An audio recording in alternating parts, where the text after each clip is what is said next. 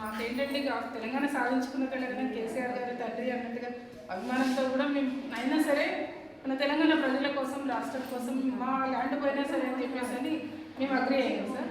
ఇప్పుడు అంటే నిజానికి చెప్తున్నాను, నాకు ఇప్పుడు కవిత గారు నాకు ఒక సిస్టర్ గారు, మేమందరం ఆడపడుచులను కూడా తనకి ఇంత చిన్న అరమరికైనా మేము తీర్మానం మళ్ళీ అన్నప్పుడు కూడా మా గుండె కాలిపోయింది. నేను మీడియాలో కూడా మాట్లాడాను.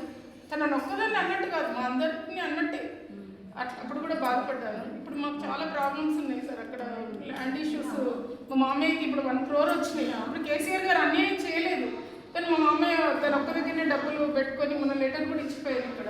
అండ్ మాకు ఉన్న నేను కళాకారిని సార్, సింగర్ని కూడా. అందుకని మేడం మా కోసం కొంచెం సోషల్గా కూడా ఆలోచించాల్సిన.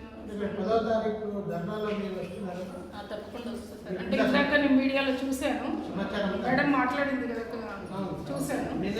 వస్తుంటే ఆటోలో వస్తుంటే చూసాను. నేను ఈసీఐ సార్, నాగారు ఉండేది జగన్ సార్.